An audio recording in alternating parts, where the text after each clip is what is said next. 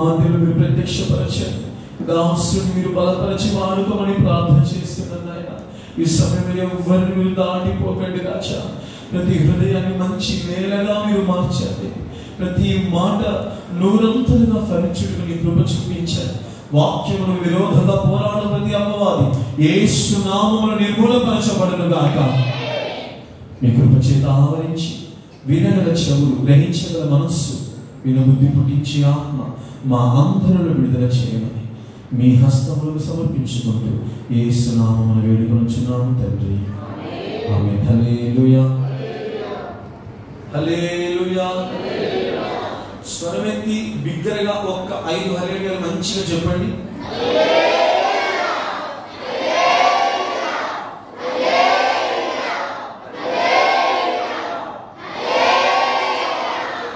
దేవునికి స్తోత్రం. హల్లెలూయా, హల్లెలూయా. గత వారంలో దేవుడు మనతో ఏం మాట్లాడాడు త్వరగా చెప్పండి. పోయిన వారం మనం ఆయనను వెంబడించాలి, ఆయన రాజ్య సువార్తను ప్రకటించాలి. మనకు స్వాస్థ్యం ఎవరు చెప్పాలి? ఎవరు మన స్వాస్థ్యం? ఎవరు? ఎవరండి? కొంచెం మంచిగా యేసయ్యే మన స్వాస్థ్యం. దేవునికి స్తోత్రం. హల్లెలూయా. మీరందరూ బాగున్నారా? నాకు ఒక్కడికి నీరసంగా ఉంది అనుకున్నా ఈరోజు. మీ అందరికీ మీరు నాకంటే నీరసంగా ఉన్నట్టు ఎవరు అప్పుడు చేస్తలేరు. Praise the Lord. Hallelujah, hallelujah, hallelujah, hallelujah, hallelujah, hallelujah, hallelujah. దేవునికి స్తోత్రం. Praise the Lord. దేవుడు మిమ్ములను దీవించును గాక.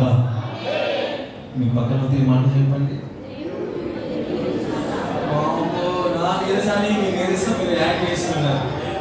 హల్లెలూయా, హల్లెలూయా, హల్లెలూయా.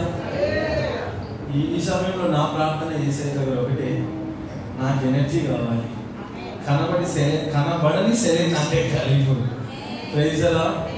హల్లెలూయా. దేవునికి స్తోత్రం. తన బలాన్ని దేవుడు అనుగ్రహించును గాక. ఆమేన్, ఆమేన్. పక్కన మంచి ఆశీర్వదించండి, కొంచెం గట్టిగా ఆశీర్వదించండి. దేవుడు నిన్ను దీవించును గాక. ఇంకొంచెం మంచిగా చెప్పండి. హల్లెలూయా, హల్లెలూయా. ఏమైనా మీ హ్యాండ్ బ్యాగ్లో నుంచి కానీ మీ పర్సులో నుంచి కానీ ₹1 అయినా పక్కన వాళ్ళకి ఇచ్చే బాధ ఏముందా? ఖర్చు లేని పద్ధతి ఇది. Praise the Lord. ఖర్చు ఉన్నది దీనికి. ఒక్కొక్కరికి ₹100 ఆశీర్వదించని చెప్దాం. ఏం లేదు కదా, ఖర్చు లేదు, ఏ ఖర్చు లేదు. స్వరం ఎత్తి చెప్పండి, పక్కన ఆశీర్వదించండి. కొంచెం ఎనర్జీ, ఇంకొంచెం బలం, ఇంకొంచెం గొంతు విప్పండి. మిమ్మల్ని అసలు విడిచిపెట్టి అంతా ఇదే మాట చెప్పిస్తాం. చెప్పండి, ఖచ్చితంగా గట్టిగా చెప్పాలి. మరీ దారుణం అండి. ఇంట్లో బీపీలు అయితే గంటలు పడేస్తారు, మీకు బీపీలు అయితే నా పగలు కొడతారు. ఇక్కడ ఒక స్వరం ఎత్తి చెప్పడానికి ఏమైపోయింది? దేవునికి స్తోత్రం. హల్లెలూయా. ఇక్కడ బిజీ మోగినట్టు మోగవాలి మీ స్వరం, అప్పుడే లోపల పదార్థం అనేది ఉడుకుతుంది. హల్లెలూయా, హల్లెలూయా. ఇదేదో మరి వంటగదిలో నా పోరాటం అలాంటిది. దేవునికి స్తోత్రం. విజిల్ వస్తేనే కుక్కర్లో పదార్థం ఉడుకుతుంది. విజిల్ రాకపోతే ఏమవుతుంది? ఉడకదు. ఇప్పుడు ఉడకాలి అంటే, ఆశీర్వాదం పొందాలి అంటే విజిల్ పైకి రావాలి. ఆమేన్. అలానే మిమ్మల్ని మొత్తం నోట్లో వేలేసుకొని విజిల్ వేయమని నేను చెప్పట్లేదు. స్వరం ఎత్తికి పక్కన ఆశీర్వదించండి. కొంచెం గట్టిగా, ఇంకొంచెం గట్టిగా. ఆమేన్, హల్లెలూయా. దేవుడు మిమ్మల్ని స్వస్థపరచును గాక అని చెప్పండి. దేవుడు మిమ్మల్ని బాగు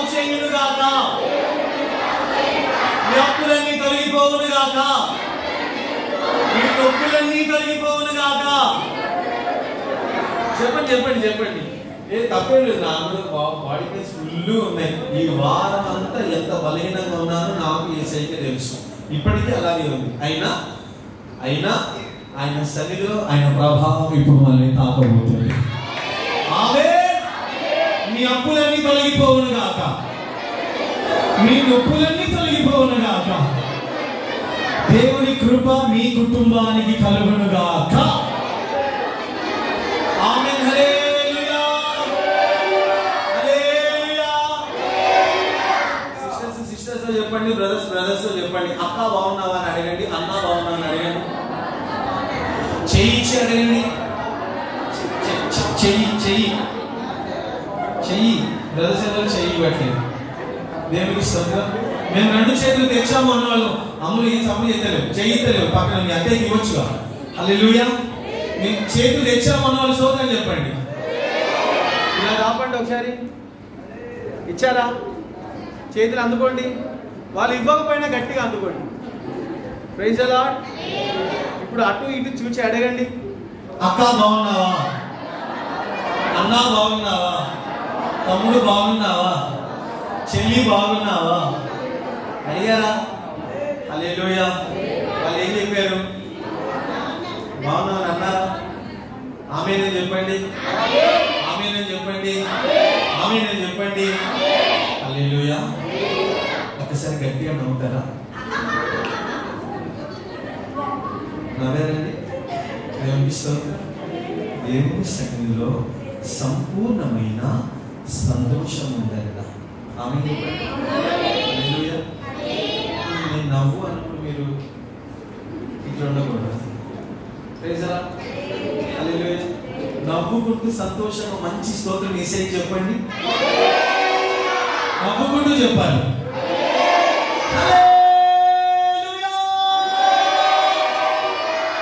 దేవుడు మిమ్మల్ని దీవించునుగాక. ఆమేన్. ఇదా ప్రకారంగా ఈరోజు సాయంకాలం బ్రదర్స్ ప్రేయర్ 6 గంటల నుంచి 8 గంటల వరకు జరుగుతుంది. ఈ వారంలో మీ అందరికీ నేను కూడా ఉపవాస ప్రార్థనలు జరగాలి. ఈ వారంలో ట్విస్ట్ ఏంటో తెలుసా? నేను సెంటర్కి నాకు ఇవ్వబడిన కొంచెం పరిచర్య ఉంది, అది నేను ఇక్కడ చేసుకొని నేను వెళ్ళాలి. అయితే వెళ్ళే క్రమంలో 2 రోజులు అయిన తర్వాత నా పరిచర్య నాకు రోగాన్ని ఇచ్చింది. నేను వెళ్ళకుండా ఆగిపోయాను. ఉపవాస ప్రార్థనలో సిస్టర్స్ వస్తారంటే అందరు దొంగలే. సోమవారం దుమ్మా ఈశ్వరంటే చేయండి. సోమవారం ఒక పొరుగు లేదు, ఇక్కడ ఒక్క రాలేదు. ఇంకా బుధవారం వచ్చాను, ఒకరే వచ్చారు, ముగ్గురు వచ్చారు. స్తోత్రం. ఇంకా శుక్రవారం ఎవరు రాలేదు. ఒక్కతే వచ్చింది. అవును, దేవునికి మహిమ కలుగును గాక. హల్లెలూయా. క్రమం తప్పకుండా నియమ ప్రకారంగా మనం పోరాడాలి. హల్లెలూయా హల్లెలూయా. మీకు మాట చెప్పాను, మీ ఉపవాస ప్రార్థన దినం మీ పనులన్నీ కూడా వేరే దినాన పోస్ట్పోన్ చేసుకోవాలి, లేదా 1 గంట తర్వాత ఆ పనులన్నీ కూడా నియమించుకోవాలి. ఏదైనా అక్క వాళ్ళని చూడబోదంటే 1 గంట తర్వాత వస్తానని చెప్పాలి. ఆమె మీకు ఇచ్చిన ప్రార్థన సమయాన్ని దయచేసి మీ స్వ అవసరాల కొరకు దొంగతనం మాత్రం చేయకూడదు. హల్లెలూయా హల్లెలూయా. మీరు ప్రార్థన చేస్తే కుటుంబాలు బాగుపడతాయి.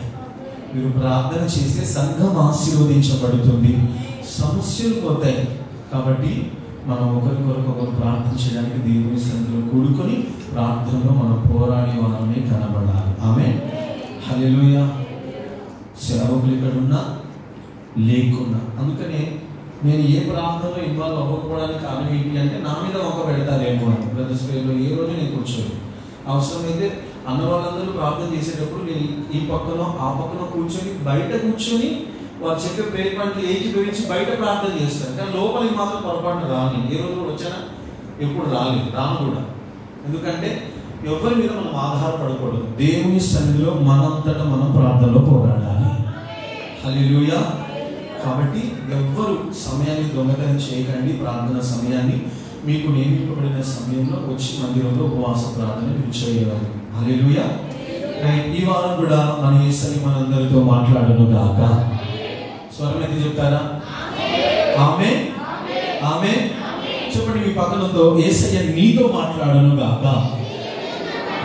ఇంకొంచెం మంచిగా చెప్పండి. ఆమేన్. హల్లెలూయా హల్లెలూయా హల్లెలూయా. సంఖ్యాకాండం 17వ అధ్యాయం. సంఖ్యాకాండం 17వ అధ్యాయం 1వ వచనాన్ని చదువుకుందాం. యెహోవా, పేజ్ నెంబర్ అండి 126. యెహోవా మోషేతో ఇలాగు సెలవిచ్చెను. ఆహా.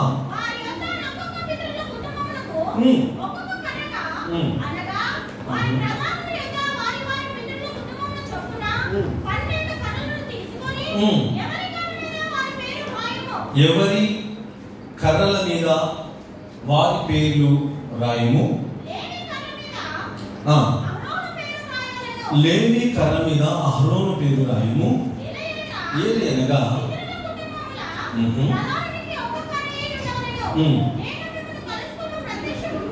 నేను మిమ్మల్ని కలుసుకునేటటువంటి ప్రత్యక్షపు గుడారంలో శాసనముల ఎదుట వాటిని ఉంచాలి.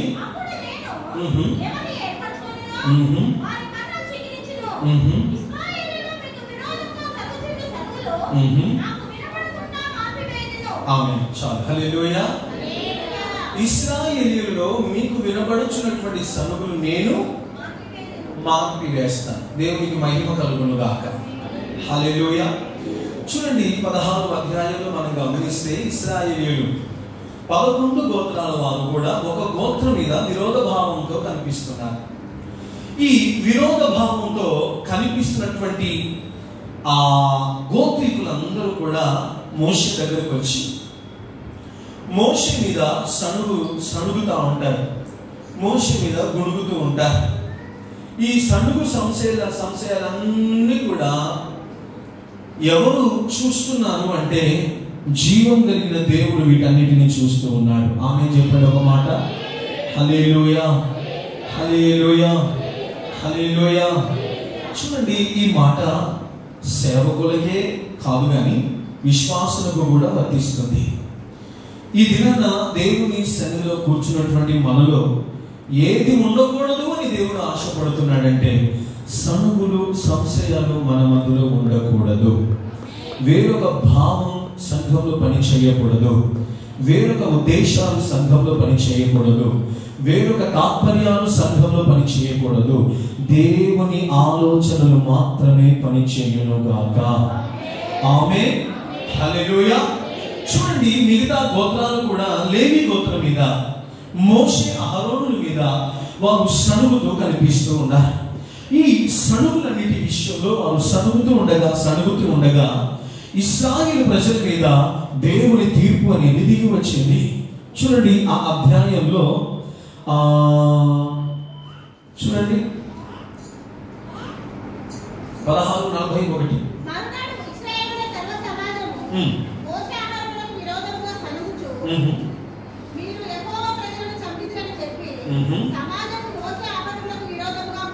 సమాజం మోషే అహరోనులకు విరోధంగా కూడెను. వారు ప్రత్యక్షపు గుడారము వైపు తిరిగి చూడగా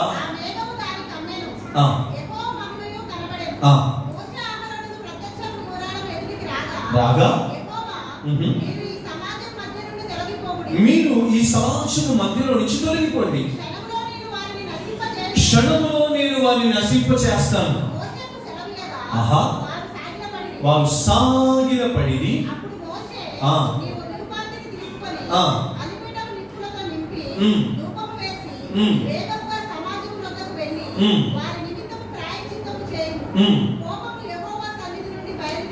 కోపం యెహోవా సన్నిధి నుంచి బయలుదేరెను. తెగులు మొదలు పెట్టబడేను అని చెప్పగా మోషే చెప్పినట్లు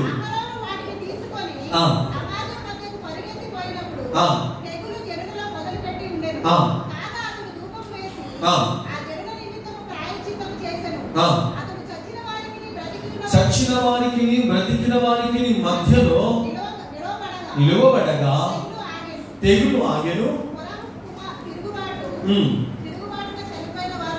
కాక 14,700 మంది ఆ తెగులు చేత చచ్చించారు. దేవునికి స్తోత్రం. హల్లెలూయా, హల్లెలూయా.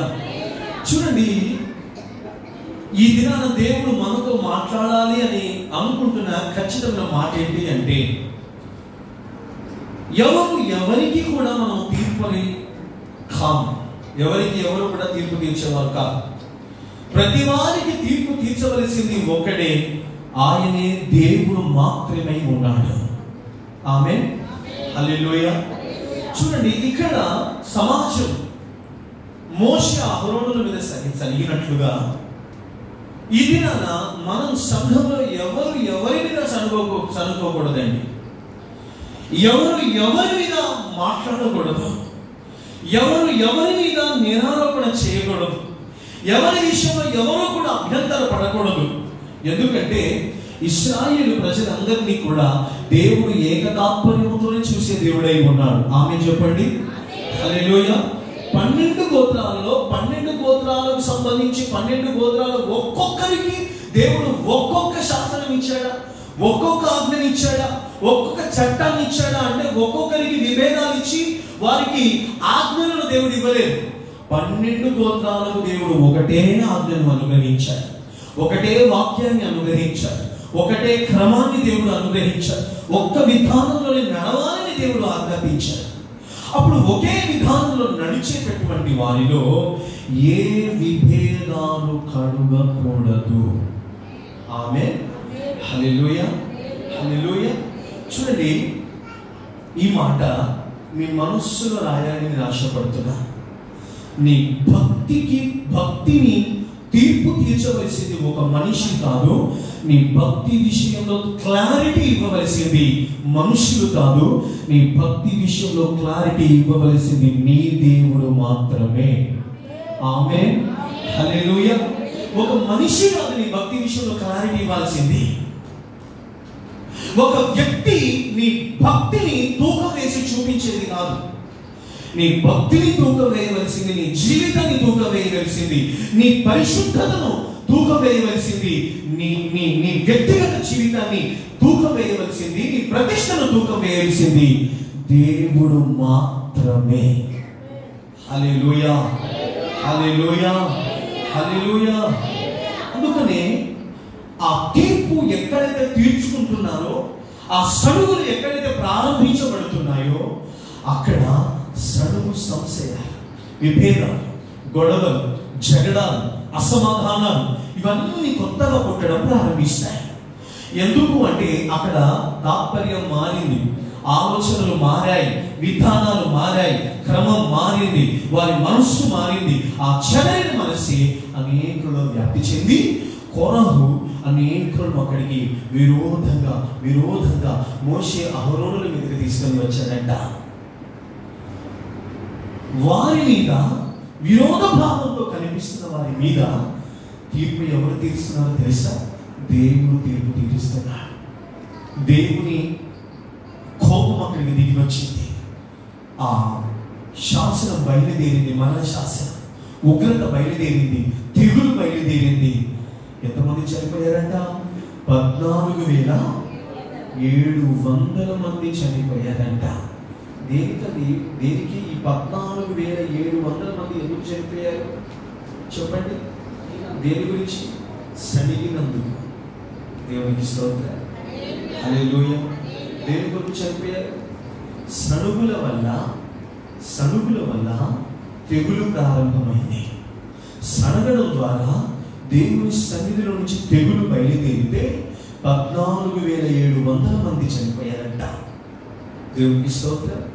ఆశ్చర్యమైన విషయం ఏంటి అంటే ఆ తెగులు ఆపడానికి ఎవరి మీద సడిగారో, ఆ సడుగుకు ఎవరు గురయ్యారో వారు ధూపార్తి చేత పట్టుకుని వెళితే తప్ప ఆ తెగులు ఆగలేదంట. దేవునికి మహిమ కలుగును గాక.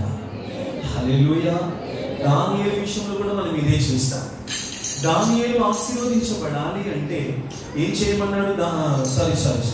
యోబు ఆశీర్వదించబడాలి అంటే యోబు ఏం చేయాలంట? వారి స్నేహితుల కొరకు ప్రార్థన చేయాలి. ఒకటి, వారి మీద ఉన్నటువంటి ఉగ్రత నిలిపివేయబడాలి, వారి మీద ఉన్నటువంటి కోపం చల్లార్చబడాలి, దేవుని ఆగ్రహం అనేది చల్లార్చబడాలి అంటే యోబు వెళ్ళే మరలా ప్రార్థన చేయవలసి వచ్చిందంట. దేవునికి స్తోత్రం, హల్లెలూయా. కాబట్టి సనుగు సంశయములు సంఘంలో ఎప్పుడూ కలగకూడదు. ఆమె చెప్తారా? కొంచెం మంచిగా చెప్తారా? ఇంకొంచెం మంచిగా చెప్తారా? దేవునికి స్తోత్రం. సంఘం అనేక అవయవములతో కూడినటువంటి ఒక్క శరీరమై ఉంది అని పౌలు గారు రాస్తారు. మనం అందరం కూడా ఎవరండి? హల్లెలూయా. ఈ శరీరానికి ఈ చేయికి ఏ సంబంధం లేదంటే కుదురుతుందా? ఈ శరీరానికి నోటికి ఏ సంబంధం లేదంటే కుదురుతుందా? ఈ శరీరానికి కాలుకి ఏ సంబంధం లేదంటే కుదురుతుందా? ఈ శరీరంలో ప్రతి అవయవం కూడా ఒక భాగమై ఉంటే అన్ని భాగాలు కలిస్తేనే ఒక శరీరం నిర్మాణం అవుతుంది. కాబట్టి విభేదాలు కాదు, ఐక్యతను దేవుడు ఆశిస్తున్నాడు. ఆమేన్, హల్లెలూయా, హల్లెలూయా. రైట్. అక్కడ తెగులు ఆగింది. 14,700 మంది చనిపోయారు.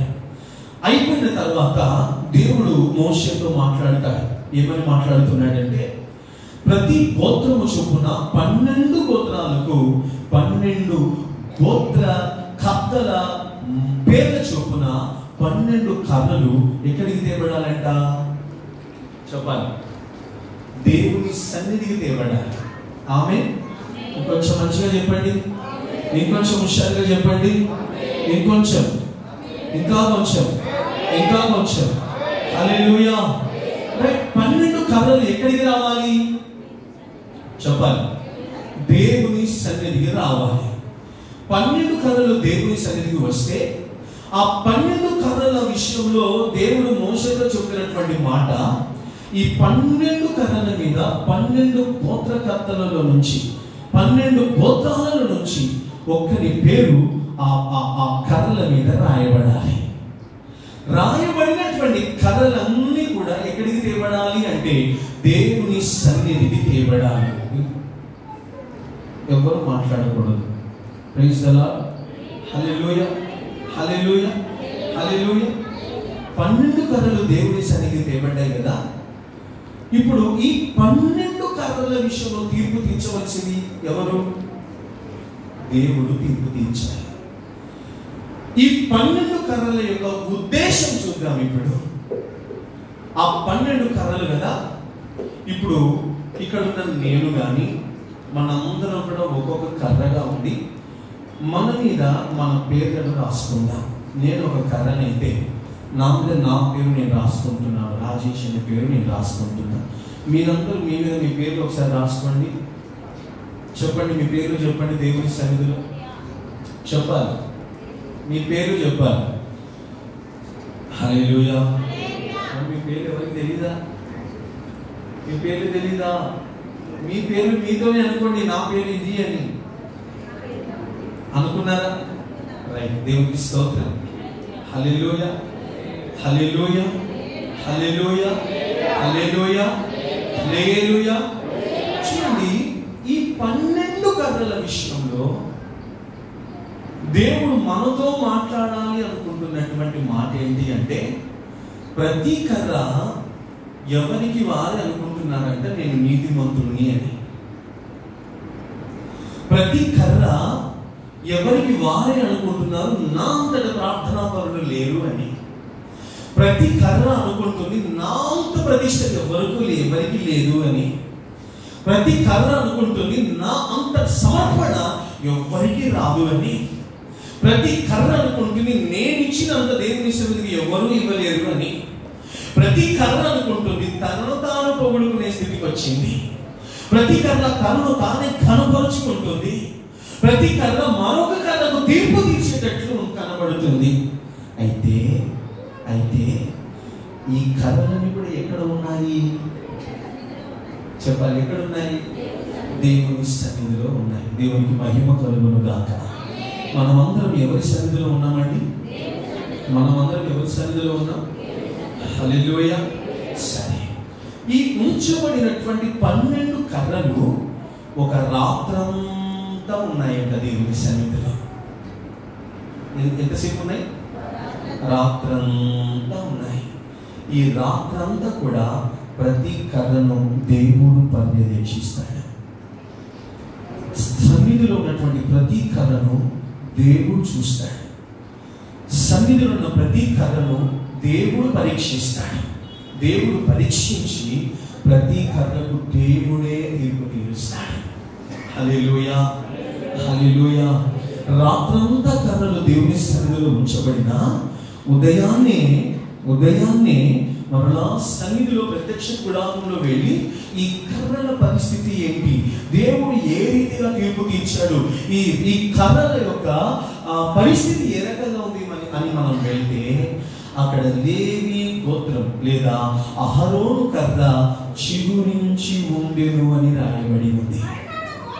మరునాడు మోషే సాక్షపు గుడారంలో వెళ్ళి చూడగా లేవి కుటుంబముదైన అహరోను కర్ర చిగుర్చి ఉండెను. అది చిగుర్చి పువ్వులు పూసి బాదాము పండు గలదాయను. దేవునికి మహిమ కలుగును గాక. హల్లెలూయా, హల్లెలూయా. ఈ దినాన దేవుని వాక్యంలో ఏ ఆశీర్వాదాలు లేవు. మనం సరి చేయబడడమే మనం పొందుకునే ఆశీర్వాదం. ఒక్కరైనా సరిగా చెప్పండి హల్లెలూయా. మీ పక్కనతో ఈ మాట సూటిగా కళ్ళలో చూసి చెప్పండి, నీవు సరి చేయబడడమే ఈరోజు ఆశీర్వాదం. పక్కన చూసి చెప్పారా, నన్ను చూసి చెప్తున్నారా? హల్లెలూయా, హల్లెలూయా. నాకైనా మీకైనా వాక్యం ఒక్కటే. ఆమేన్. చూడండి, అనేక సంఘాలు ఉన్నాయి. ప్రతి సంఘంలో ఒకే వాక్యం ఉంటుందా? ఇంకో మాట చెప్పనా, ఈరోజు సండే ప్రతి కుటుంబంలో ఒకే వెరైటీ చేసుకుంటామా? ఎవరికి నచ్చింది, ఎవరికి తగినది వాళ్ళు చేసుకుంటారు. అందుకని మన సంఘంతో దేవుడు ఏం మాట్లాడాలని అనుకుంటాడో అది మాత్రమే దేవుడు మనతో మాట్లాడతాడు. ఆమేన్. నాకైనా అదే ఆశీర్వాదం, మనందరికైనా అదే ఆశీర్వాదం. కాబట్టి సూటిగా కళ్ళలో కళ్ళు పెట్టి చెప్పండి, మనం సరి చేయబడడమే మన ఆశీర్వాదం. చేయించి మరి చెప్పండి, కొంచెం గట్టిగా చెప్పండి మాట. హల్లెలూయా, హల్లెలూయా. రెండు చేతులు ఊపుతూ చెప్పండి, మనం సరి చేయబడడమే మన ఆశీర్వాదం. ఇక్కడ మనం నేర్చుకోవలసిన పాఠం ఏంటి అంటే, లేవి గోత్రం అహరోను కర్ర చిగురించి పుష్పించి అది బాదాము పండు గలదాయను అని రాయబడి ఉంది. ఇక్కడ కర్రలన్నీ ఎవరి సన్నిధిలో ఉన్నాయి? దేవుని సన్నిధిలో ఉన్నాయి. కానీ ఫలం పొందింది ఏ కర్ర? అహరోను కర్ర. మరి మిగతా కర్రలు కూడా దేవుని సన్నిధిలోనే ఉన్నాయి కదా. మిగతా 11 కర్రలు ఎక్కడ ఉన్నాయి? బయట ఉన్నాయా? మిగతా కర్రలు కూడా ఎక్కడున్నాయి? దేవుని సన్నిధిలో ఉన్నాయి. మరి మిగతా 11 కర్రలు ఎందుకు చిగురించట్లేదు? మిగతా పండ్లు ఎందుకు పుష్పించట్లేదు? మిగతా కర్రలు ఎందుకు పుష్పించట్లేదు? మిగతా కర్రలలో ఎందుకు ఫలాలు రావట్లేదు? ఒక కర్రే చిగురించింది కదా, మిగతా కర్రలు కూడా సన్నిధిలోనే ఉన్నాయి కదా, మిగతా కర్రలు కూడా సన్నిధిలో ఉన్నామని భావిస్తున్నారు కదా. మరి మిగతా కర్రలు ఎందుకు ఫలించట్లేదు? మిగతా కర్రలలో ఎందుకు చిగురు రావట్లేదు? మిగతా కర్రలలో ఎందుకు ఫలాలు రావట్లేదు? అంటే అన్ని కర్రలు సడుగులలో ఉంటే ఒక్క కర్ర మాత్రం దేవుని చిత్తములో కనబడుతుంది. ఆమేన్, హల్లెలూయా, హల్లెలూయా. ఈ దినాన వ్యక్తిగతంగా ప్రతి వారు తమ కుటుంబాలలో కాదు కానీ తమ వ్యక్తిగత జీవితాల్లో ఫలించకపోవడానికి కారణం ఏంటి అంటే సడుగు సంశయం. ఎవరికి వారే సడగడం వల్ల అభివృద్ధిని పోగొట్టుకుంటున్నారు. సడగడం ద్వారా చిగురును పోగొట్టుకుంటున్నారు. సడగడం ద్వారా ఫలాలను పోగొట్టుకుంటున్నారు. దేవుని సన్నిధిలో పుష్పించలేని అనుభవాలు పోగొట్టుకుంటున్నారు. ఏమీ లేని వారిగా కేవలం వడ్డీ వారిగా ఉంటున్నారు. కానీ ఫీలింగ్స్ ఏ రకంగా ఉన్నాయంటే, మేము దేవుని సన్నిధిలో ఉన్నాం, మేము దేవుని సన్నిధిలోనే నిలపబడ్డాం, మేము దేవుని సన్నిధిలో ఉంటే సరిపోదు, దేవుని సన్నిధిలో ఉన్నవారు చిగురించబడాలి. దేవుని సన్నిధిలో ఉన్నవారు పుష్పించబడాలి. దేవుని సన్నిధిలో ఉన్నవారు ఫలభరితమైన జీవితాన్ని పొందగలగాలి. దేవునికి స్తోత్రం. హల్లెలూయా, హల్లెలూయా. అందుకని సన్నిధిలో ఉన్నది ప్రాముఖ్యం కాదు, సన్నిధిలో ఉన్నవారు ఫలించడం ప్రాముఖ్యం. ఆమేన్.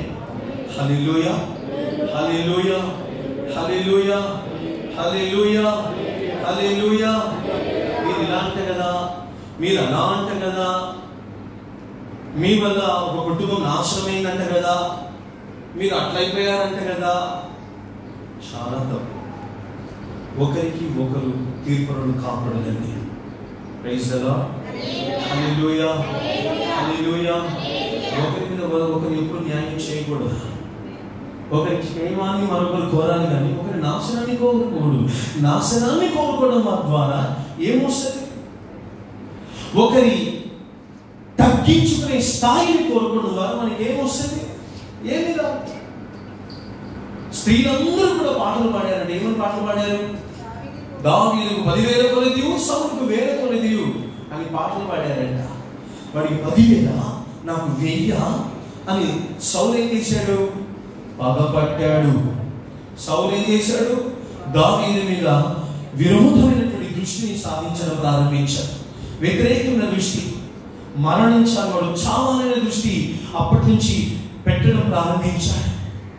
అలాంటి ఆ విరోధమైన భావం, ఆ వ్యతిరేకమైనటువంటి కనుదృష్టి సౌలుని ఎక్కడికి తీసుకొని వెళ్ళిందంట? తన కత్తి మీద తానే పడి చావవలసినటువంటి స్థితిలోకి నడిపించింది. సౌలును బలమైనటువంటి దేవుని ఆత్మ విడిచిపోయి దేవుని సన్నిధిలో చేపట్టిందంట, దురాత్మ పట్టింది. అంటే ఒక మాటలో ఎదుటివారి శాపాన్ని, ఎదుటివారి నష్టాన్ని, ఎదుటివారి తగ్గుదలను కోరుకునే వారికి ఏం పట్టిందంట? చెప్పాలి, ఇంకొంచెం మంచిగా చెప్పాలి, దురాత్మ. సురేష్ ఒక మాట అంటాడు, దేవుడు ఎవరికి ఇచ్చే కృప వారికి ఇస్తాడు. ఆమె చెప్పండి, కొంచెం మంచిగా చెప్పండి, కొంచెం బిగరగా చెప్పండి. ఆమె మీ పక్కన ఈ మాట చెప్పండి, దేవుడు ఎవరికి ఇచ్చే కృప వారికి ఇస్తాడు. ఆమె చెప్పండి. ఎక్కువ కృప ఉన్న వాళ్ళని చూసి ఏడవకు. చెప్పండి, ఏం కాదు అన్నారా? అన్నారా? కృప తక్కువగా ఉన్న వాళ్ళని తక్కువ చూపు చూడకు. ఆమేన్. హల్లెలూయా, హల్లెలూయా. చూడండి, మా బ్యాచ్ గురించి నేను చెప్పగలుగుతాను. మా బ్యాచ్ అంటే ఒక స్థాయిలో ఉన్నవాళ్ళం, ఒక వయసులో ఉన్నవాళ్ళం, ఒకసారి అభిషేకించబడిన వాళ్ళు. మా స్థాయిలో ఉన్న వారి గురించి నేను చెప్పగలుగుతాను. ఎబ్బేజ్ పాస్టర్ కానీ, యోహాన్ పాస్టర్ కానీ, కెవిన్ పాస్టర్ కానీ, జోసెఫ్ పాస్టర్ కానీ, సాల్మన్ పాస్టర్ కానీ, వీరందరిలో కూడా ఎవరికి వారే ప్రత్యేకమైనటువంటి కృపను దేవుని యొక్క నుంచి పొందుకున్నారు. ఆమె అయితే ఒకరు ఎక్కువ వాడబడతారు, ఒకరు తక్కువ వాడబడతారు, ఒకరు సంఘంలోనే వాడబడతారు, ఒకరు సమాజంలో కూడా వాడబడతారు. ఏనాడు కూడా మా బ్యాచ్లో ఒక మంచి మనసాక్షి ఏంటి అంటే, ఒకరిని చూసి ఒకరిని ఎప్పుడు ఏడవ, నీకు దేవుడు మంచి కృపనిచ్చాడు, నువ్వు వాడబడాలి అని చెప్తాను. నేను దేవుడు నీకు కృపనిచ్చాడు, నీ కొరకు నేను ప్రార్థన చేస్తాను, మంచిగా వాడబడాలి అని చెప్తాను. వాస్తవానికి ఉన్న వాళ్ళందరిలో తక్కువ కృప నాకే ఉంటుంది. పాటలు మాత్రం నేను పాడతానేమో కానీ వాక్యం విషయంలో నేను చాలా తక్కువ కృపతో ఉంటాను, తక్కువ ప్రత్యక్షతతో ఉంటాను. అయినా వారు నాకంటే మంచి వాక్యం చెప్తారని దేవుని మహిమపరుస్తాను. ఆమేన్. అంతేగాని మోకరించి ఉపవాసం నుండి 4 రోజులు ఫాస్టింగ్ చేసి వారికున్న ప్రత్యక్షతని పోవాలి, వాడి వాక్యమే దొరకకూడదు, మనకి ఏ ఆలోచనలు రాకూడదని ఇలా ఉంటామా? దేవునికి స్తోత్రం. హల్లెలూయా.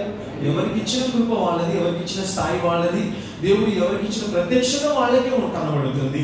అలాగే సంఘంలో కూడా నీకు ఎక్కువ ఉందని తక్కువ చిన్న చూపు ఎప్పుడు చూడకూడదు. హల్లెలూయా, హల్లెలూయా, హల్లెలూయా. అలాగే తక్కువగా ఉంది అని బాధపడుతూ నీకున్న స్థితిలో సంతృప్తి కలిగి ఉండడం నేర్చుకో. Praise the Lord. Hallelujah, hallelujah. నేను చెప్పే మాట ఏంటి అంటే, నువ్వు దేవుని సన్నిధిలో ఉండడం మాత్రమే ప్రాముఖ్యం కాదు. సన్నిధిలో అందరూ ఉంటారు, అందరూ క్రైస్తవులమే, అందరూ విశ్వాసులమే, అందరూ సేవకులమే. ఎవరైనా కానీ దేవుని సన్నిధిలో ఉన్నాను అనే సాటిస్ఫాక్షన్ కాదు, దేవుని ఏర్పాటులో నీవు ఉన్నావు అనే సాటిస్ఫాక్షన్ నీకు రావాలి. ఆమేన్, హల్లెలూయా. సన్నిధిలో ఉంటే సరిపోదు. 12 మంది ఉన్నారు, ఒక్కడి ఆలోచనలు మాత్రమే వేరేగా ఉన్నాయి. ఆ 11 మంది ధన్యులే, కానీ ఆ ఒక్కడు కూడా యేసుతో కూడా పరిచయం చేశాడుగా, ఆ ఒక్కడు కూడా యేసుతో తిరిగాడుగా, ఆ ఒక్కడు కూడా యేసయ్య వాక్యాన్ని విన్నాడు కదా, ఆ ఒక్కడు కూడా ట్రెజరర్గా పనిచేసాడు కదా.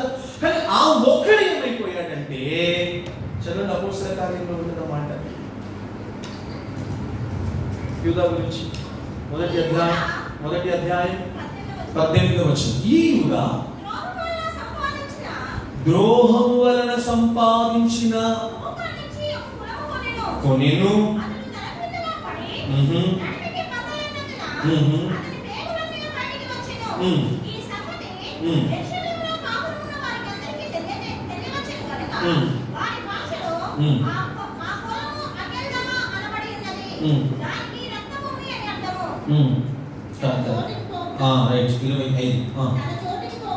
తన చోటికి పోవుటకు యూదా తప్పిపోయి పోగొట్టుకొనిన ఈ పరిచర్యలోను అపోస్తలత్వములోను పాలు పొందుటకు చాలు. చూడండి, 12 మందిలో ఎంతమంది గురించి రాయబడింది ఈ మాట? ఎంతమంది గురించి? ఒక్కడి గురించి రాయబడింది. ఏమని రాయబడింది? తన చోటికి, తన పరిచర్య ఏదైతే ఉందో ఆ పరిచర్యలో అపోస్తలత్వంలో పాలు పొందవలసినటువంటి యూదా తప్పిపోయి పోగొట్టుకున్నాడంట. హల్లెలూయా, హల్లెలూయా. దాని ద్వారా తనకు వచ్చిన శాపం ఏంటి? తను పొందుకునే శాపం అంటే, తాను కొనుక్కున్నటువంటి భూమిలో ఆ వ్యర్థమైనటువంటి మోసకరమైనటువంటి లాభార్జన నుంచి కొనుక్కున్నటువంటి స్థలంలో తానే ఊరేసుకొని చావవలసి వచ్చి పొట్ట నడిమికి పగిలి పేగులు బయటకు పడ్డాయంట. దేవునికి స్తోత్రం, హల్లెలూయా. ఎవరికి విరోధంగా ఉన్నాడు ఈయన? యేసయ్యకు విరోధంగా ఉన్నాడు. యేసయ్యకు విరోధంగా ఉన్నాడు కాబట్టి యేసయ్యకు విరోధంగా ఉన్నటువంటి ఈయనను బట్టి నేర్చుకోవాల్సిన పాఠం ఏంటి అంటే, మనము ఆ శాపమును పొందకూడదు. ఆమేన్, హల్లెలూయా. యెషయా గ్రంథం 17వ అధ్యాయం 11వ మాట ఒకసారి చదవండి.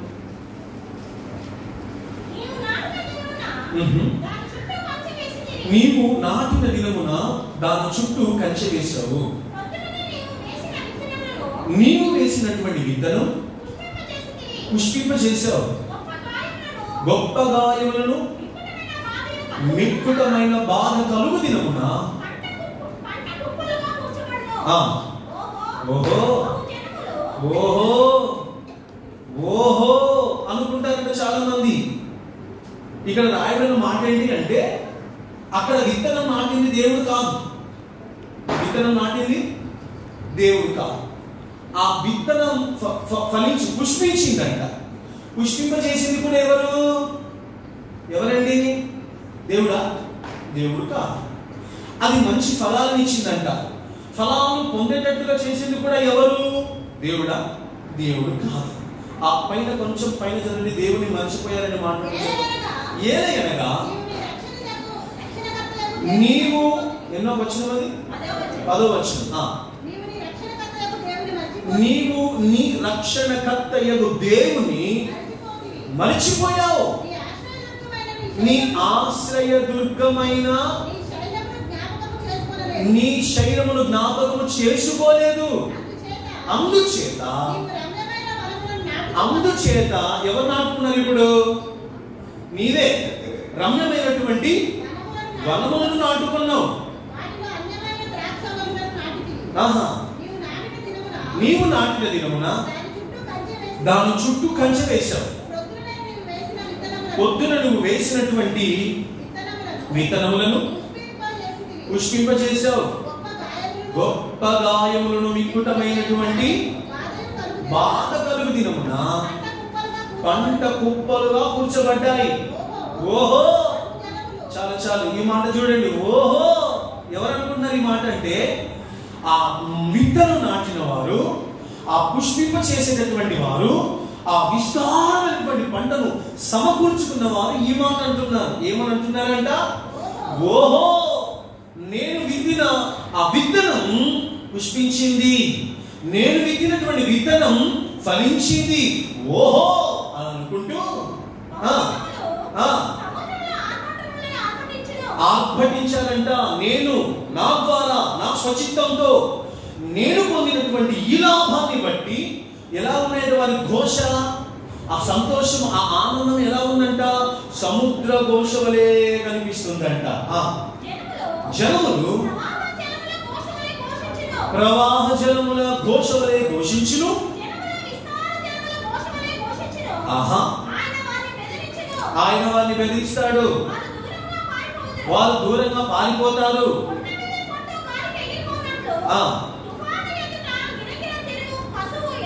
తుఫాను ఎదుట గిర గిర తిరుగు కసువు. కసువు అంటే ఏంటి? చెత్త ఎగిరిపోయినట్లు వాళ్ళు కనిపిస్తారు. ఎవరు కనిపిస్తారో తెలుసా? ఎవరు కనిపిస్తారు? కసువు వలె, చెత్త వలె ఎవరు కనిపిస్తారంట? దేవుని మర్చిపోయిన వారు కనిపిస్తారు. ఇంకొకటి, తమను తాము ఘనపరుచుకునేవారు, తమను తాము చూపించుకునేవారు, తమను బట్టి సంతోషపడేవారు, దేవుణ్ణి మర్చిపోయి దేవుణ్ణి జ్ఞాపకం చేసుకోకుండా తమకు ఆధారమైన, తమకు శైలమైనటువంటి దేవుని మర్చిపోయి తమను బట్టి తాము సంతోషపడేవారు. వారు ఎలా కనిపిస్తారంట అంటే కసువు వలె కనిపిస్తారంట. కొంచెం ఘాటుగా చెత్త వలె కనిపిస్తారంట. దేవునికి స్తోత్రం. ఒక మాటలో చెప్పాలంటే వారు ఓహో అని సంబరపడ్డారే, ఓహో అని సంతోషపడ్డారే, ఓహో అని గంతులు వేశారే.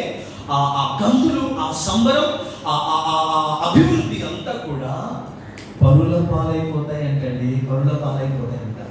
Praise the Lord. Hallelujah, hallelujah, hallelujah. మనం ఎలా కనపడాలంటే మనం ఏమి ఇచ్చినా యేసయ్య మనకు ఇచ్చారనే సంతోషం మనం పొందాలి. Praise the Lord. Hallelujah, hallelujah. యేసయ్య ఇస్తేనే అది చెత్తలా కనబడదు. యేసయ్య ఇస్తే అది కసువు వలె కనబడదు. యేసయ్య ఇస్తే అది పరుల సొమ్ము అవ్వదు. యేసయ్య ఇస్తే దొంగలు వచ్చి దాన్ని దొంగిలించుకొని వెళ్ళలేదు. యేసయ్య ఇస్తే అది మనకు శాశ్వతంగా స్థిరపరచబడుతుంది. ఆమేన్. హల్లెలూయా, హల్లెలూయా, హల్లెలూయా. ఎందుకు ఈ మాట చెప్తున్నాను అంటే సొంతంగా తమకు తామే ఘనపరుచుకునేవారు, తమకు తామే పొగుడుకునేవారు.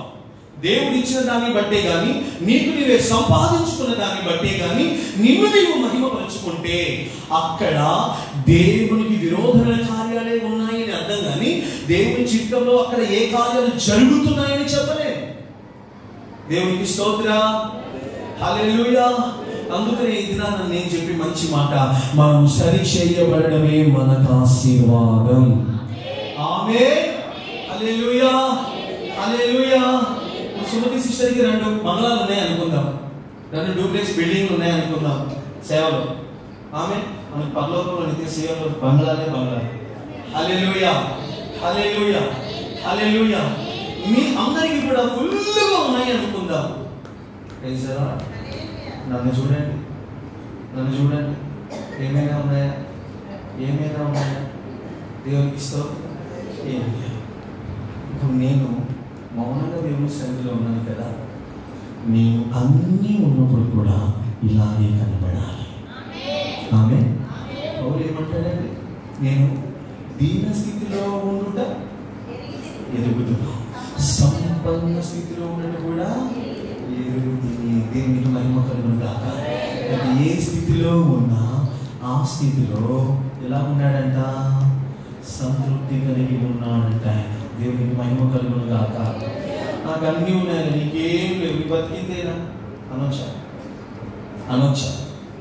అనొచ్చా? అనకూడదు. ఒకవేళ దేవుడు ఉగ్రత దిగి వచ్చి నీవు ఎవరిని అంటున్నావో వారు నీతిమంతులే అయితే ఎంతమంది వస్తారు అక్కడ? 14,700 మంది. నీకునే పాడైపోతే శాపం వచ్చింది, తెగులు బయలుదేరింది, నీతిమంతుల మీద విరోధంగా తీర్పు తీర్చావు. నీకున్నది స్తోత్రమైతే, నీకున్న ఆశీర్వాదానికి రోగం వస్తే, నీకున్న ఆశీర్వాదం మీద తెగులు వస్తే, నీకున్న ఆశీర్వాదం మీద దేవుని ఉగ్రత దిగి వస్తే, ఒక్క క్షణంలో తెగులు ఆపివేయబడే లోపే 14,700 మంది చచ్చారు. హల్లెలూయా. దేని ద్వారా వచ్చింది ఇదంతా? దేని ద్వారా వచ్చింది ఇదంతా? సనుగుల ద్వారా, తమకు కలిగి ఉన్న దాన్ని బట్టి అతిశయపడుట ద్వారా. దేవునికి స్తోత్రం. హల్లెలూయా, హల్లెలూయా, హల్లెలూయా. వారు అనుకుంటున్నారంట, మాకు విస్తారమైన గాయాలయ్యాయి, అయితే పర్వాలేదులే కానీ మాకు విస్తారమైన ఆశీర్వాదం వచ్చింది. నేను చెప్పే మాట వాక్యంలో నేను చూపించగలిగినటువంటి మాట. అలాగే వచ్చిన ఆశీర్వాదం చూసి నువ్వు సంబరపడవచ్చు, కానీ ఒక దినాన అవి దొంగల పాలైపోతాయి. ఒక దినాన అవన్నీ కూడా దోపుడు సొమ్ములుగా వేరొకరు తీసుకొని పోతాడు. లేదా ఆ ఆస్తి మీద, ఆ వ్యాపారం మీద, ఆ సంపద మీద, ఆ సరుకుల మీద తెగులు వచ్చి అన్ని నాశనం చేయబడతాయి. ఇప్పుడు మనకి ఏం కావాలి? తెగులు కావాలా? ఆశీర్వాదం కావాలా? చెప్పండి. తెగులు కావాలి అన్నవాడు మంచి స్తోత్రం చెప్పండి. హల్లెలూయా. Praise the Lord. మాకు తెగులు కాదయ్యా, మాకున్న దాంట్లో మేము సంతోషంగా నిన్ను మహిమపరుస్తామని వాడి స్తోత్రం చెప్పండి. హల్లెలూయా, హల్లెలూయా. ఇంకో మాట చెప్పనా? నీకు ఎక్కువే ఉండవచ్చు, ఆ ఎక్కువ ఉన్న దాంట్లో తక్కువ ఉన్న వాళ్ళని తీసి ఇవ్వు, అంతకంటే ఎక్కువ ఆశీర్వాదాన్ని పొందగలుగుతా. చెప్పండి కదా. హల్లెలూయా, హల్లెలూయా. నీకు తక్కువ ఉంది కదా అని ప్రయత్నం చేయడం ఆపేసేయండి. నీకు తక్కువగా ఉంది అని వారిని చిన్న చూపు చూడడం ఆపేసేయండి. వారిని పైకి లేపడం ప్రారంభిద్దాం, వారిని హెచ్చించడం ప్రారంభిద్దాం, వారికి ఇవ్వడం ప్రారంభిద్దాం, వారి అవసరాలు తీర్చడం ప్రారంభిద్దాం. మంచి మాట చెప్పనా? వారిని ప్రేమించడం ప్రారంభిద్దాం. ఆమేన్. వారికి దేవుని ప్రేమను చూపిద్దాం. హల్లెలూయా. ఎవరు మహిమపరచబడతారు అక్కడ? మనం కాదు, దేవుడు మహిమపరచబడతాడు. దేవునికి స్తోత్రం. హల్లెలూయా, హల్లెలూయా, హల్లెలూయా. ప్రియులారా, మరలా చెప్తున్నాను, సన్నిధిలో ఉంటే సరిపోదు, చిగురించేవారు దేవునికి కావాలి. సన్నిధిలో అందరితో పాటు ఉండడం ప్రాముఖ్యం కాదు, చిగురించడం ప్రాముఖ్యం, పుష్పించడం ప్రాముఖ్యం, ఫలించడం ప్రాముఖ్యం. ఈ 3 అనుభవాలు లేకపోతే సన్నిధిలో ఉండి వ్యర్థమే. దేవునికి స్తోత్రం. హల్లెలూయా, హల్లెలూయా, హల్లెలూయా. చూడండి, యోసేపు సంతతి లేదా యాకోబు కుమారుడు ఎంతమంది? 12 మంది. 12 మందిలో ఎంతమంది ఆశీర్వదించబడ్డారు? ఒక్కడే. ఆ యోసేపుకున్న పేరేంటో తెలుసా? ఆదికాండం 50వ అధ్యాయంలో చదవండి. 50వ అధ్యాయం 20, 49, 22.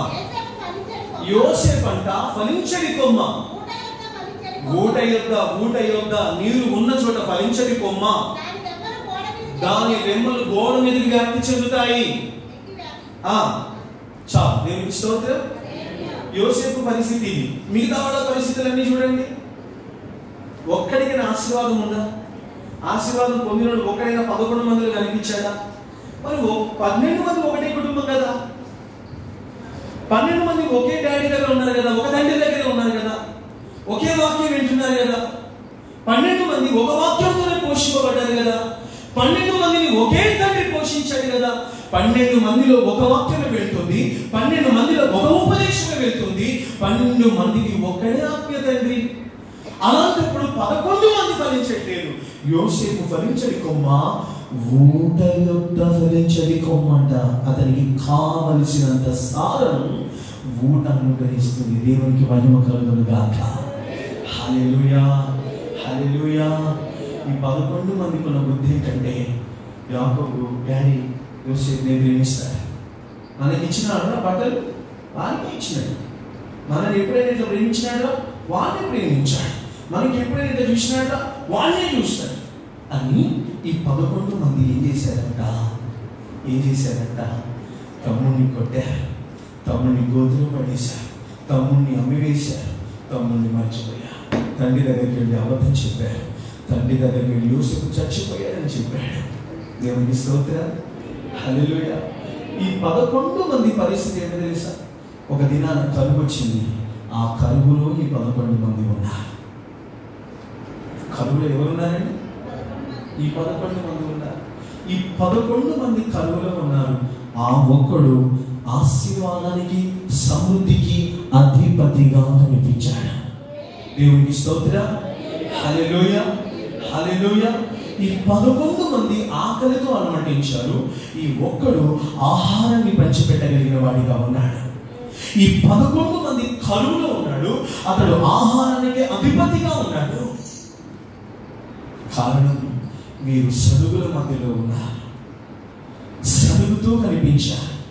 ఈ ఒక్కడు దేవుని చిత్తంలో కనిపిస్తున్నాడు. దేవునికి మహిమ కలుగునుగాక, హల్లెలూయా. లేవికి కృప ఎక్కువ ఉంది, అహరోనుకి కృప ఎక్కువ ఉంది, యోసేపుకి ఎక్కువ కృప ఉంది అని వారు సణిగారు. వారు కరువులో వెళ్ళారు. వారు సణిగారు. వారు చీకటిలో కనిపిస్తున్నారు. కానీ సనగని వాడు, అతడు ఉన్న స్థితిలో అందరినీ ప్రేమించేవాడు, అతడు అధిపతిగా కనిపించగలుగుతున్నాడు. దేవునికి స్తోత్రం, హల్లెలూయా, హల్లెలూయా, హల్లెలూయా. ఇప్పుడు మన పరిస్థితి కరువులో ఉన్న వారి పరిస్థితిగా మారాలా? సమృద్ధికే అధిపతిగా, ఆశీర్వాదానికే అధిపతిగా ఉన్న స్థానంలో మనం వెళ్ళారా? ఏ స్థానం కావాలండి చెప్పండి? ఆశీర్వాదానికే మనం అధిపతిగా, సమృద్ధికే మనం అధిపతిగా. దేవునికి మహిమ కలుగునుగాక, హల్లెలూయా. అలా కనబడాలి అంటే ఒకరిని ఒకరు ఘనపరుచుకునే వారిగా మారాలి. ఒకరిని ఒకరు మంచి చూపులతో చూడగలగాలి. ఒకరిని ఒకరు ప్రేమించేవారిగా, దేవుని ప్రేమను చూపించేవారిగా, ఒకరిని ఒకరు పైకి లేపేవారిగా, ఒకరిని ఒకరు ఘనపరిచేవారిగా మారిన దినాన మనము కూడా అధిపతి స్థానములోనే కనబడుదుముగాక. ఆమేన్, హల్లెలూయా, హల్లెలూయా. దావీదు వాళ్ళు ఎంతమంది? యెషయికి చెప్పాలి 8 మంది. 8 మంది అయితే 8 మంది విషయంలో యెషయి చూపు ఎలాంటిది? అన్నదమ్ముల చూపులు ఎలాంటివి అంటే, యెషయి దావీదును చాలా చిన్న చూపు చూస్తాడు. అన్నదమ్ములు 7 కూడా యుద్ధ ప్రావీణ్యులు, యుద్ధ సన్నద్ధులు, యుద్ధంలో వెళ్ళేవాడు. వాళ్ళు యుద్ధ భూమిలో పోరాడగలిగినటువంటి సామర్థ్యం కలిగిన వాడు. దావీదు ఎవరయ్యా అంటే గొర్రెల కాపరి. ఈ గొర్రెలు కాసుకునేవాడిని చూసి, ఆ గొర్రెల వాసన చూసి, వీళ్ళకి బుద్ధి లేదు, జ్ఞానం లేదు, ఏమీ లేదు, వీడు బతికే గొర్రెలు కాసుకోవడం తప్ప ఏమి లేదు, అడవిలో తిరగడమే వీడి బతుకు అని తండ్రి అనుకునేవాడు. అడవిలో గొర్రెలు కాసుకోవడమే వీడి బతుకు అని అన్నదమ్ములు అనుకున్నారు. కానీ సింహాసనం మీద కూర్చోడానికి యోగ్యుడని యేసయ్య చూశాడు. దేవునికి స్తోత్రం, హల్లెలూయా. నా ప్రజలను పరిపాలించే నా సింహాసనం, నా స్థానం పొందడానికి అర్హుడు దావీదు ఒకడే. Praise the Lord. చూడండి, దావీదుకున్న మంచి ఉద్దేశం లేదా దావీదు యొక్క బుద్ధి మీకు చెప్తాను. అందరూ అవమానించారు, అందరూ ద్వేషించారు, అందరూ తూలనాడారు.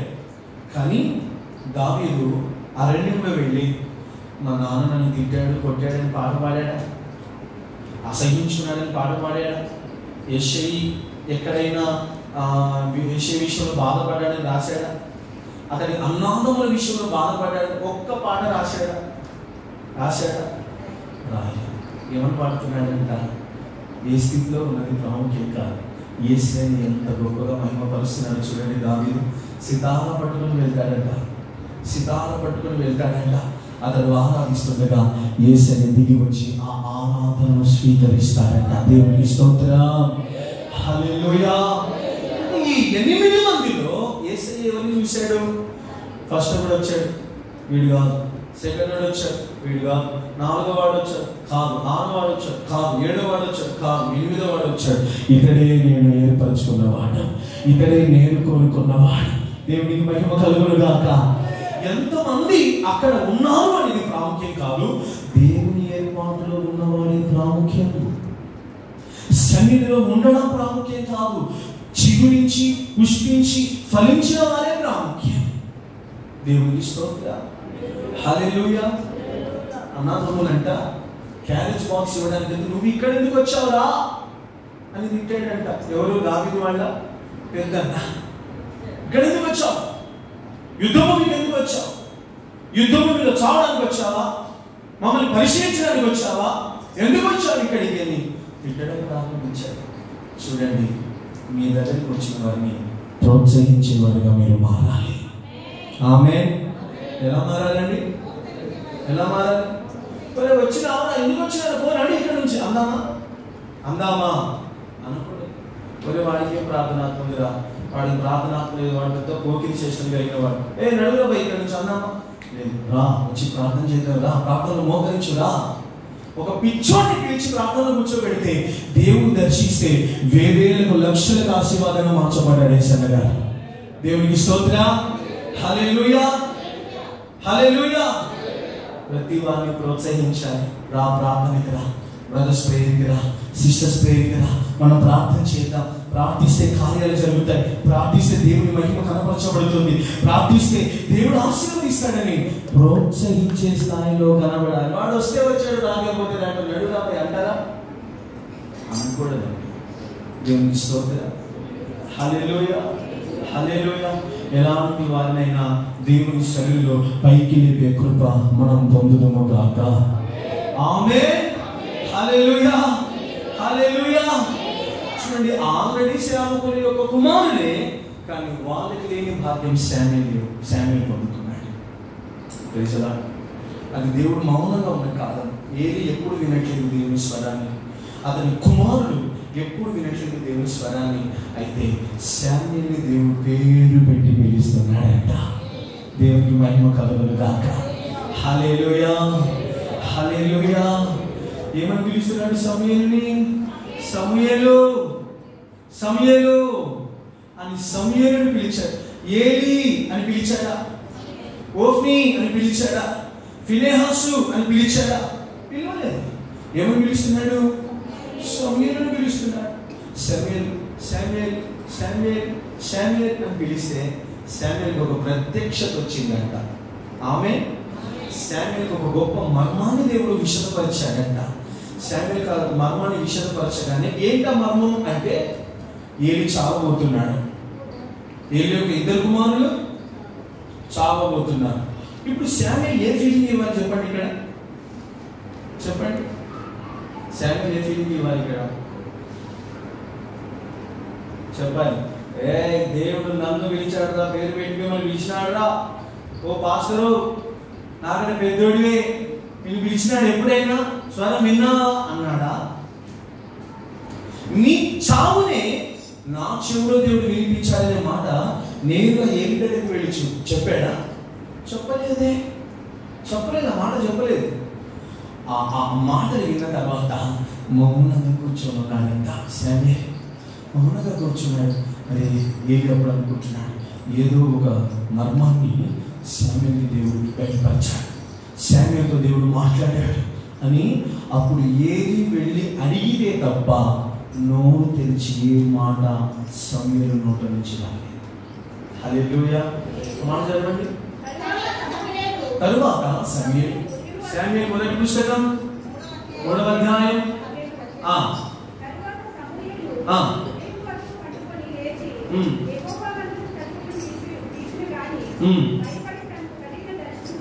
భయపడి తనకు కలిగిన దర్శనం యొక్క సంగతి ఏలితో చెప్పకపోయాను.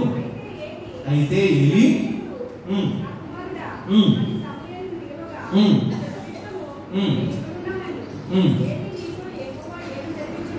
ఏలి యెహోవా నీతో ఏమి సెలవిచ్చానో అది నాకు దాచకుండా నాకు చెప్పండి అని ఆయన అడిగాడు.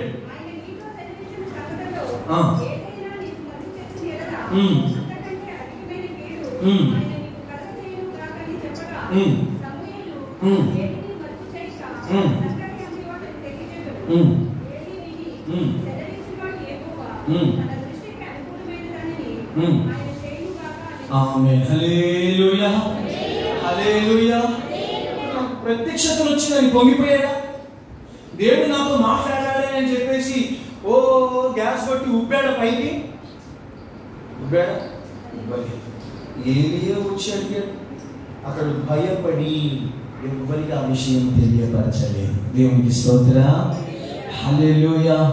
అంటే విశేషమైన ప్రత్యక్షతలు చిన్నవాడు పొందుకున్నాడని ఈ చిన్నవాడు పెద్దవాడిని చిన్న చూపు చూశాడండి. చూశాడా? ఏలి బతికేదిరా అని అన్నాడా? ఏలి కుమార్తె దగ్గరికి వెళ్ళి అన్నాడా? అనలేదు కదా. భయపడి అడిగి నాకు మౌనంగా ఉన్నాడు. దేవునికి స్తోత్రం. హల్లెలూయా. అందుకనే ఈ తత్వాన్ని చూసి ఇశ్రాయేలు ప్రజల ప్రవక్తగా సమూయేలు దేవుడు స్థిరపరిచాడు. దేవునికి స్తోత్రం. హల్లెలూయా, హల్లెలూయా, హల్లెలూయా. అందుకని ఎక్కువ కృప పొందిన వారు, ఆశీర్వదించబడిన వారు ఆశీర్వాదం పొందని వారిని చూడకూడదు. నోటి మాటతో గాయపరచకూడదు. వారు గాయపరచబడి ప్రార్థన చేస్తే 14,700 మంది చేస్తారు. హల్లెలూయా, హల్లెలూయా. గాయపరచబడ్డవారా, పరచబడినవారా? కాబట్టి దేవుని సన్నిధిలో నేర్చుకోవలసిన పాఠం ఒకటి, మనం సరి చేసుకుందాం. ఆమేన్. మీ పక్కన ఈ మాట చెప్తారా? మనం సరి చేసుకుందాం అంటారా? మీ కుటుంబాల్లోనే కానీ, సంఘంలోనే కానీ, ఎక్కడైనా కానీ మనల్ని మనమే సరి చేసుకుందాం. హల్లెలూయా, హల్లెలూయా, హల్లెలూయా, హల్లెలూయా. ఇది నన్ను మనం ఆలోచించుకోవాల్సింది ఏంటో తెలుసా? నేను దేవుని సన్నిధిలో ఉన్న ఫలించే కథనా, దేవుని సన్నిధిలో ఉన్న ఫలించని కథనా? ఆమేన్, ఆమేన్. దేవుని సన్నిధిలో ఉండే ఫలించే కథనా, దేవుని సన్నిధిలో ఉండే ఫలించని కథనా? మన మనస్సాక్షి మనం పరిశీలన చేసుకుంటే మన మనస్సాక్షి మనతో మాట్లాడను గాక. ఆమేన్, హల్లెలూయా. మరలా చెప్తున్నాను, సన్నిధిలో ఉండడం ప్రాముఖ్యం కాదు, సన్నిధిలో ఉండి ఫలించేవారు దేవునికి కావాలి. సనుగు సంశయములు ఫలించనివ్వరు, వ్యతిరేక భావన ఫలించనివ్వదు, వ్యతిరేకమైన దృష్టి, చిన్న చూపుతనం ఫలించనివ్వదు. అది నీ ఫలాలను పెంచడం కాదు, కానీ ఉన్న ఫలాలు కూడా పోతాయి. దేవునికి స్తోత్రం. ఎస్తేర్ని మొదట ఎక్కడికి పంపించాడు? షూషాను కోటకు పంపించాడు. షూషాను కోటకు పంపించడానికి దేవుని చిత్తంలో వెళ్ళిందా, ఇష్టానుసారంగా వెళ్ళిందా? చెప్పాలి. ఇష్టానుసారంగా వెళ్ళలేదు, దేవుని చిత్తానుసారంగా వెళ్ళింది. ఏంటి? యూదా ప్రజలు కాపాడబడాలి, యూదా ప్రజల మీద వచ్చే తీర్పు, చట్టం మార్చబడాలి అని పంపించబడింది. రాణి అయిన తర్వాత ఆల్రెడీ వస్తీ గర్వించినట్లుగా ఎప్పుడైనా ఎస్తేర్ గర్వించిందా? గర్వించింది. తన స్థానాన్ని బట్టి ఏమైనా తిక్కలు పనులు చేసిందా? ఏమీ చేయలేదు. నేను చెప్పే మాట ఏంటంటే, నిన్ను దేవుడు పెట్టినటువంటి స్థాయి, దేవుడు నీకు ఇచ్చినటువంటి స్థానం, దేవుడు నీకు ఇచ్చినటువంటి ఆ ఉద్దేశం ఏదైతే ఉందో, నీవు ఉన్న స్థాయిలో ఆయన ఉద్దేశం నెరవేర్చడం మాత్రమే నీ దర్శనమై కనబడాలి. ఆమేన్, హల్లెలూయా. నేను ఈ స్థాయిలో ఉన్నాను అని చెప్పుకోవడం కాదు, ఈ స్థాయిలో ఉన్నాను అని, ఈ ఆశీర్వాదంలో ఉన్నాను అని ఆ ఆశీర్వాదం గురించి పొంగిపోవడం కాదు. నేను దేవుడు ఎందుకు ఆ స్థాయిలో పెట్టాడో ఆ దర్శనం నీ మనస్సులో మెదలాలి. ఆమేన్, హల్లెలూయా. ఒకవేళ ఎస్తేర్ కూడా వస్తీ చేసినట్లుగా చేస్తే, ఎస్తేర్ ప్లేస్ లోని మరొక స్త్రీని, మరొక కన్యకను దేవుడు ఏర్పాటు చేసేవాడు కాదా? హల్లెలూయా, హల్లెలూయా, హల్లెలూయా. ఎస్తేర్ అలాంటిది కాదండి. ఆమె సన్నిధిలో ఉంది, రాజు సంస్థానంలో ఉంది, అందరి మధ్యలో ఉంది, కానీ దర్శనం మాత్రమే తన మనస్సులో కనబడుతుంది. ప్రైజ్ ది లార్డ్, హల్లెలూయా. తన ప్రజలకు ఎలా ఉన్నామే? కీడుగా ఉందా? తన ప్రజలకు ఆశీర్వాదకరంగా ఉంది. దేవునికి స్తోత్రం. సౌలు చనిపోయాడు, సౌలు కుమారుడు రాజసింహాసనం ఎక్కాడు. రెహబాం వచ్చేసాడు రాజస్థానంలోకి. స్థానంలోకి వచ్చిన వాడు దేన్ని కనపరచాలి? ప్రజల క్షేమం, ప్రజలు ఎలా ఉంటే నెమ్మదిగా ఉంటారు అనేది మాత్రమే చూడాలి. కానీ ఏమన్నాడో తెలుసా? ప్రజలు వచ్చి, అయ్యా మీ తండ్రి యొక్క చేయి మా మీద చాలా భారంగా ఉందయ్యా అంటే అక్కడ ఏం చేస్తాడు? నా తండ్రి చేయి కంటే నా చేతి చిటికిన వేలు చాలా బరువుగా ఉందన్నాడంట. దేవునికి స్తోత్రం. హల్లెలూయా. ఏమైంది? ఆ ప్రజలే రాళ్ళతో బట్టి చంపేశారు. హల్లెలూయా. కాబట్టి ఏ స్థానంలో ఉన్నామో ఆ స్థానంలో దైవికమైన దర్శనం మనలో స్థిరపడాలి. ఆ దైవికమైన దర్శనంతో మనం నడిపించబడాలి. అక్కడ సణుగులు ఉండవు, సంశయం ఉండదు, ఐక్యత ఉంటుంది. అక్కడ ఆ ఎస్తేరు యొక్క ఏమంటారు చెలికత్తెలు కూడా ఉపవాసం ఉన్నారు, యూదా ప్రజలు ఉపవాసం ఉన్నారు. అందరూ కూడి ప్రార్థన చేయగా శాసనం మారింది, ఆజ్ఞ మారింది, చట్టం మారింది. యూదా ప్రజలు చావవలసిన వారు సజీవులుగా చేయబడగలిగారు. దేవునికి స్తోత్రం. హల్లెలూయా. అందుకని సణుగులు ఉన్న చోట మరణం, సణుగులు లేని ఐక్యత ఉన్న చోట నిత్య ఆశీర్వాదాన్ని దేవుడు దయచేస్తున్నాడు. దేవునికి మహిమ కలుగును గాక. ఐక్యత ఉన్న చోట ఏం కనిపిస్తున్నాయంట? చదవండి.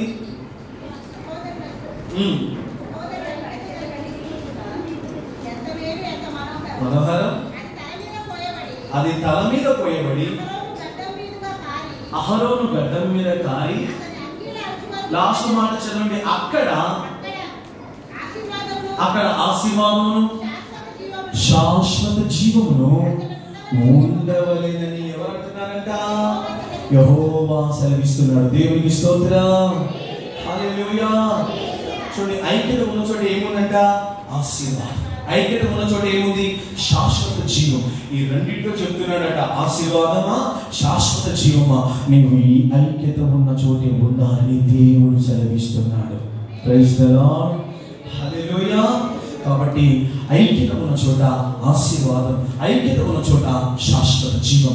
సణుగులు ఉన్న చోట 14,700 మంది చనిపోయారు. కాబట్టి సణుగులు కుటుంబాల నుంచి తొలగిపోవును గాక, సణుగులు సంఘముల నుంచి తొలగిపోవును గాక, సణుగులు ఈ పరిచర్యల నుంచి తొలగిపోవును గాక. ఆమేన్. మనకేం కావాలి ఇప్పుడు? ఆశీర్వాదం. మనకేం కావాలి ఇప్పుడు?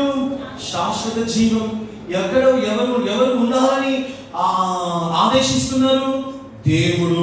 అయితే ఎప్పుడు దొరుకుతుంది అంటే చెప్పండి, సణుగులు సంశయములు మానినప్పుడే. ఆమేన్. ఆమేన్. చివరిగా చకా మనం ఒక్కొక్కరిని ఆశీర్వదిద్దామా? Praise the Lord. హల్లెలూయా. చెప్పండి, మరలా చెప్పండి, నువ్వు సరి చేయబడడమే నీ ఆశీర్వాదం. ఈ రోజు వాక్యం ముగించబడింది. ఈ వాక్యాన్ని బట్టి ఏమర్థమైందో ఒక మాట చెప్పండి నాకు. చెప్పాలి. మీ ఆశీర్వాదం ఏంటో చెప్పండి. సరి చేయబడడమే మీ ఆశీర్వాదం. ఇప్పుడు నీ అనే మాట తొలగించి నా అనే మాట వాడతారా మీ పక్కనతో? సరి చేయబడడమే నా ఆశీర్వాదం అనండి. అన్నారా? మీ పక్కనతో మొహమాటం లేకుండా, వాళ్ళు బాధపడతారనే బాధ లేకుండా మీరు చెప్పండి, ఎవరి మీద సడవద్దు. చెప్పండి. కొంచెం మంచిగా చెప్పండి, కళ్ళలో కళ్ళు పెట్టి చెప్పండి.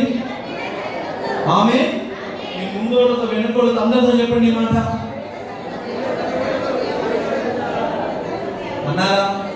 ఇంకో మాట చెప్పారా? దయచేసి ఎవరిని చిన్న చూపు చూడకు. చెప్పండి. చాయ్ పులిహోర ఇడ్లీ చెప్పండి. చెప్పాలి, కొంచెం మంచిగా చెప్పాలి. ఎవరి మీద దయచేసి సన్నకు చేయించి మరి చెప్పండి. ఇలా పెట్టండి. ఇలా పెట్టాలి. చేయి పట్టుకున్నారా? అటు ఇది చూసి చెప్పండి. దయచేసి ఎవరి మీద సడగకు, దయచేసి ఎవరి మీద కొనవద్దు, ఎవరిని చిన్న చూపు చూడకూడదు. ఆమేన్. హల్లెలూయా. చెప్పండి, నీ కుటుంబంలో 14,700 మంది చావకూడదు. చేయబడి చెప్పలే, చెప్పాలి. చెప్పండి, నీ కుటుంబంలో ఆశీర్వాదములు, శాశ్వత జీవమును ఉండాలని దేవుడు చెప్పునుగాక. కొంచెం మంచిగా చెప్పారు. ఏమాట మళ్ళా అన్నామా? నేను చెప్తాను, నన్ను ఫాలో అవ్వండి, నన్ను ఫాలో అవ్వండి, నన్ను ఫాలో అవ్వండి. చేయబట్టుకోండి అందరూ. ఓకే, నీ కుటుంబంలో ఆశీర్వాదం, శాశ్వత జీవం ఉండాలి అని యెహోవా సెలవిచ్చునుగాక. ఆమేన్ చెప్పండి. హల్లెలూయా. ఈ మాట కూడా చెప్పండి. నీకంటే తక్కువ అని ఒక్కసారి దయచేసి పైకి లేపు. అబ్బా, ఈ మాట చాలా ఇబ్బందిగా ఉంది కదా. హల్లెలూయా. ఇవాళ మారుతున్నాయి. Praise the Lord. చెప్పండి, నీకంటే తక్కువ వారిని పైకి లేపు. చెప్పాలి, చెప్పాలి. 2 నిమిషాలు అప్పివ్వండి. చేతులు మొక్కలంటున్నట్టు మీరు ముచ్చుకుంటున్నారు. ఇవ్వండి, చేయండి. హల్లెలూయా. చెప్పండి, నీకంటే తక్కువ వారిని పైకి లేపాలి. చెప్పండి, చెప్పండి, మంచిగా చెప్పండి. నీకంటే తక్కువ వారిని పైకి లేపాలి. ఆమేన్, ఆమేన్, ఆమేన్, ఆమేన్. ఇంకో మాట కూడా చెప్పండి, నీకున్న స్థితిలో సంతృప్తిగా ఉండు. చెప్పండి, చెప్పండి, చెప్పండి, చెప్పండి, చెప్పండి. కొంచెం మంచిగా చెప్పండి. ఆమేన్. యెహోవా ఏమన్నాడండి? యెహోవాయే ఇచ్చెను, యెహోవాయే తీసుకొనెను, ఆయన నామమునకు మహిమ కలుగునుగాక. ఆమేన్. అంటే సంపన్న స్థితిలో ఉన్నప్పుడు కూడా తృప్తిగా ఉన్నాడు. ఇప్పుడు యోగు పరిస్థితి ఏంటి? ఏం లేదు. యోగుకున్నది ఒకటే, ఒంటి నిండా రోగాలు. ఈ రోగాలలో సంతృప్తిగా ఉన్నాడు. హల్లెలూయా, హల్లెలూయా, హల్లెలూయా. మీరున్న స్థితిలోనే యేసయ్యను బట్టి సంతృప్తిగా బతకండి. మీరున్న స్థితిలో నుంచి ఒక దినాన ప్రభు మీరని పైకి లేపుతాడు. మీ నివాస స్థలాలు వర్ధిల్లింపబడతాయి. రెండంతలుగా మేలు పొందుతారు. అనేకులకు ఆశీర్వాదకరంగా ఉంటారు. అనేకులను మీరు మాదిరిగా ఉంటారు. అట్టి కృప దేవుడు మనందరికీ దయచేయునుగాక. ఆమేన్. సరి చేసుకోవడమే మన ఆమేన్. దేవుడు అట్టి కృప మనకు దయచేయునుగాక. దీన స్థితి అందునా, సంపన్న స్థితి అందునా, దీన స్థితి అందునా, సంపన్న స్థితి అందునా, గడచినను ఎగిరినను కృప కలిగి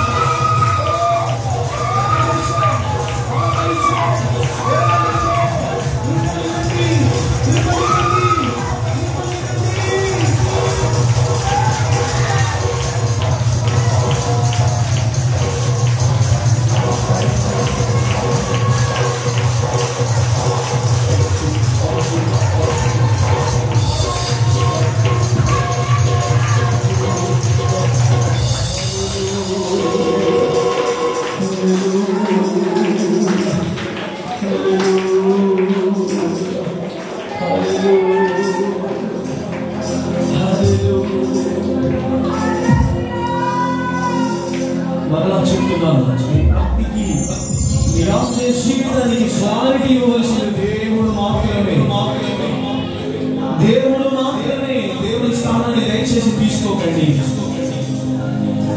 లేవనెత్తుదాం, ప్రోత్సహిద్దాం, బలపరుద్దాం, కృంగిన వారిని పైకి లేపుదాం, దేవుని ప్రేమను చూపిద్దాం. 14,700 మంది తెగులుతో చచ్చిపోయారు. మళ్ళా చెప్తున్నాను, చనిపోయిన వారికి బ్రతికి ఉన్న వారికి మధ్యలో మనం నిలబడాలి. గాయపరచబడిన వారే గాయాలను మాన్పగలగాలి. గాయపరచబడిన వారే గాయానికి ఔషధముగా మారాలి. కృప పొందుకో, కృప పొందుకో. తెగులు శాపం కాదు మన కుటుంబంలో రావాల్సింది. ఆశీర్వాదం, శాశ్వత జీవం ఉండాలి. దేవుడే ఆజ్ఞ ఇవ్వగలగాలి. దేవుడు ఆజ్ఞ ఇవ్వగలగాలి. నీ కుటుంబంలో సంతోషం ఉండాలి, నీ కుటుంబంలో దీవెన ఉండాలి, నీ కుటుంబంలో ఆశీర్వాదం ఉండాలి, శాశ్వత జీవితం ఉండాలి. దేవుడు సెలవివ్వగలగాలి. అయితే కృప పొందుదాం. విభేద మనసు, జగడముల తలంపులు పోగొట్టుకుందాం. యోధా పత్రికలో రాయబడుతున్న మాట, దేవుని ఆత్మ భేదములను పుట్టించదు. దేవుని ఆత్మ భేదములను పుట్టించదు. మనం భేదాలు కలిగి చేసేవారిగా కాదు, ఐక్యతను కలిగించాలి. దేవుని ప్రేమ విస్తరణలోకి మనం నడిపించగలగాలి. ప్రేమలో గురిమలుపు, ప్రేమతో పైకి లేవడంతో దేవుడు కృప దయ చేయడం గాక. మనతో మాట్లాడిన మాటలు బట్టి చేతులెత్తి స్తోత్రాలు చెల్లిద్దాం. స్తోత్రం, స్తోత్రం. నీ ఆరాధన దేవుడు మహిమకరంగా